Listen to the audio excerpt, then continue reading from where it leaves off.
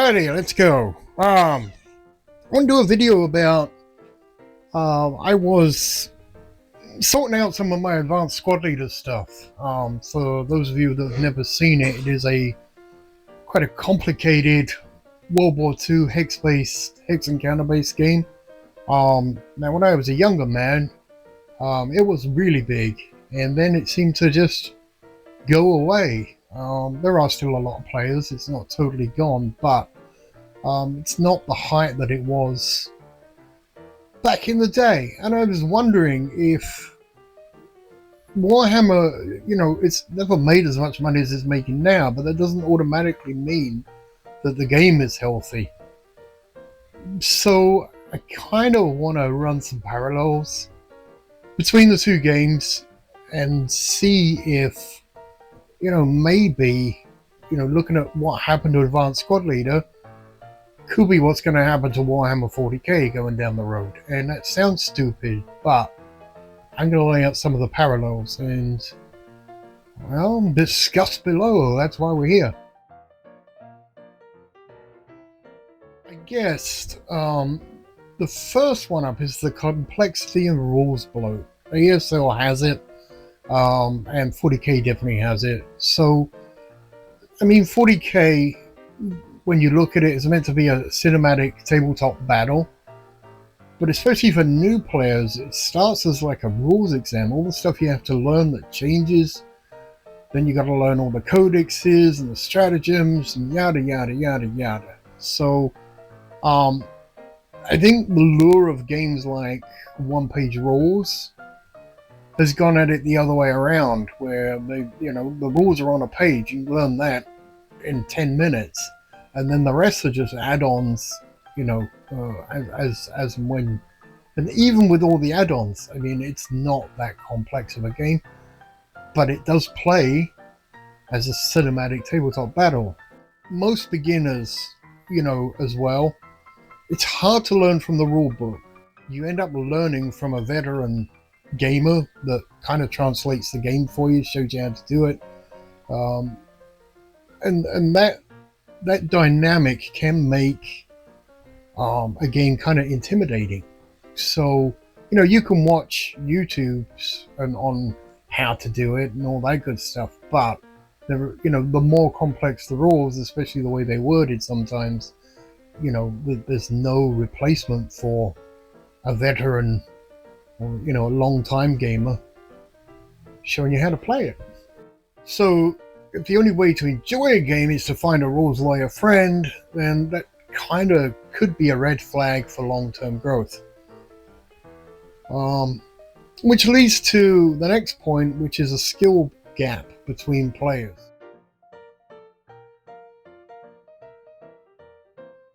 The more complex the game, that's going to feed into a larger skill or knowledge gap between the players. So new players show up, let's say with combat patrol or small force, they run into opponents that have got years of experience of optimizing lists and a pretty good rules memory, and they get tabled by turn 2.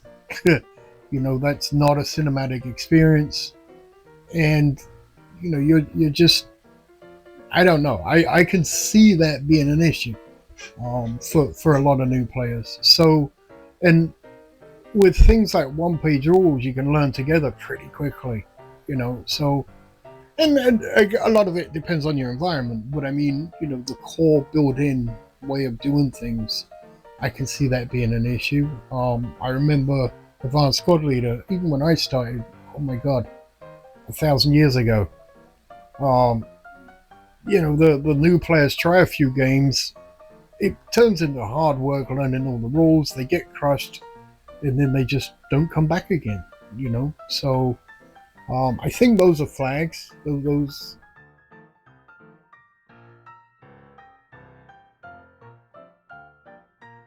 The other thing that I see as well with Advanced Squad Leader and Warhammer 40k, and again, I'm not an expert, so argue with me. That's fine in the comments. But for example, on paper, 40k looks, like it's, top of the pile. Games Workshop's revenue, They hit roughly £500 million in 2024 with record profits on, so they're making tons of money. But what it doesn't tell you is who's playing. Or it might do, actually. It kind of does.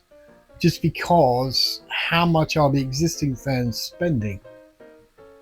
So you've got the long-time hobbyist who've been in it since 3rd or 5th edition or whatever, and there may only be a trickle of new people coming in.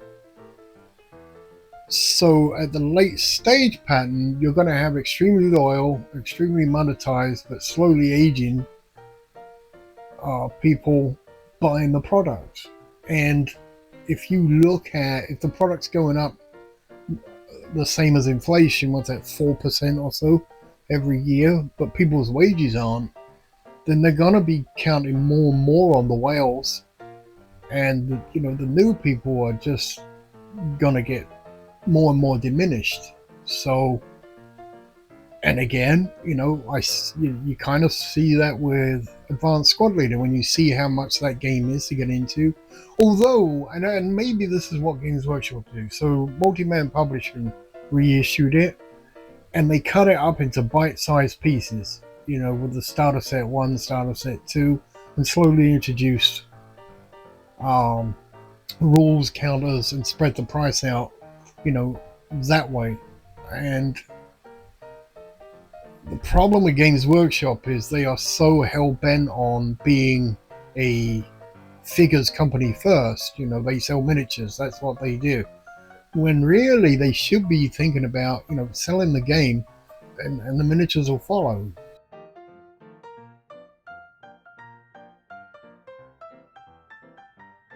Which brings on to the major thing, which is the custom price creep. So with, for example, Advanced Squad Leader, there was, it all started off for me anyway, Squad Leader, which was okay. It was kind of expensive for a board game back then.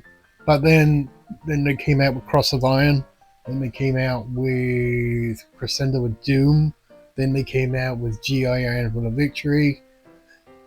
And these things all added flavor and more boards and more counters and more rules. And then Advanced Squad Leader came out. So then you had to buy a bunch of other stuff, and the rules changed. And so that's a pretty good parallel as to what you see happening with Games Workshops and the 40k.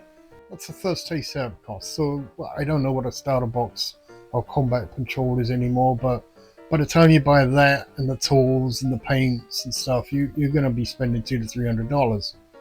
I'm guessing. Now they say, well, you spend that on other hobbies.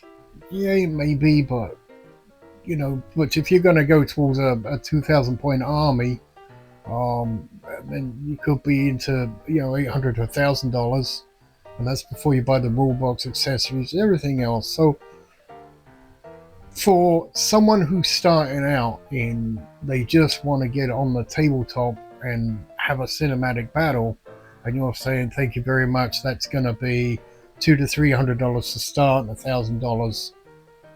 I think that's going to turn a lot of people off, especially if they haven't tried it or they're looking at it and they like the stuff. But man, that's a chunk of change. I don't care who you are. And again, the prices are going up faster than wages, which is you're making a smaller and smaller market for yourself. I think what's going to happen is that printing has caught up. That's a big bugbear for them. They didn't keep up with the rules and make the game accessible. Other games are coming up that don't care what miniatures you use. So again, one-page rules. I can play a cinematic battle and use other miniatures that I don't have to spend $1,000 for. So, and I can still play, for all intents and purposes, the same game. If I'm a beginner and I've looked at Warhammer 40k and I've looked at someone play one-page rules, if I don't know better, to me they look the same. It's the same thing. And if you say to me, well, You can play this one for $800 to $1,000, or you can play this one for about $100. Off you go. Which one are you going to do? I mean, even not even $100. So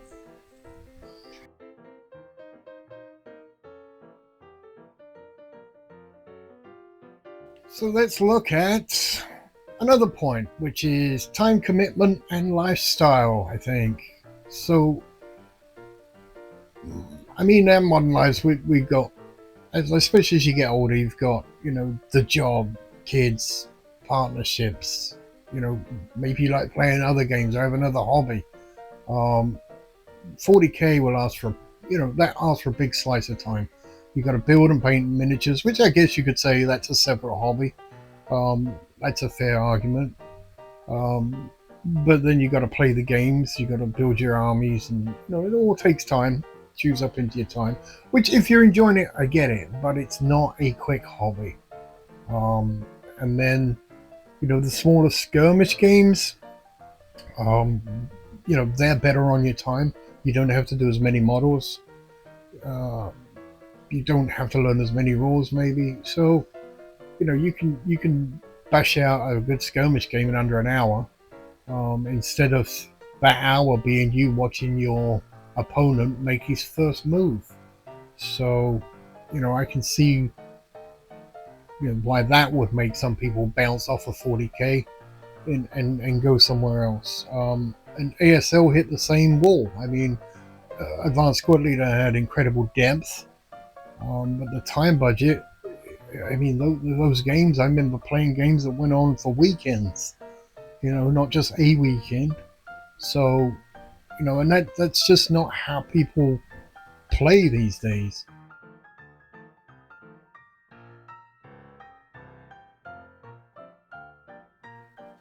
Because if you put it all together, the higher complexity, punishing learning curve, aging core audience, rising prices, time demands, that's almost the same pattern that turned Advanced Squad Leader, from a fun World War II game into a behemoth that, although it's excellent, it's still, a niche hobby for lifers, really. And so 40K is financially stronger than ever, but, the structural issues, and again discussed below, it's going to hurt long-term growth eventually. And those things are visible. If you look at who can afford to enter the hobby and who can afford to stay in the hobby, and how many people quietly drop out. Maybe why Games Workshop aren't stupid. They got that big and make that much money because they have people. They don't care about the game. They care about monetizing things. And we can see that with their Warhammer channel was like a very weak attempt and a clumsy attempt at monetizing their IP, not through gaming or miniatures. They're going to take what they've built as far as their huge thing of lore that they've got, their backlog of lore, and they are going to put that on, TV shows and movies, and that is going to be,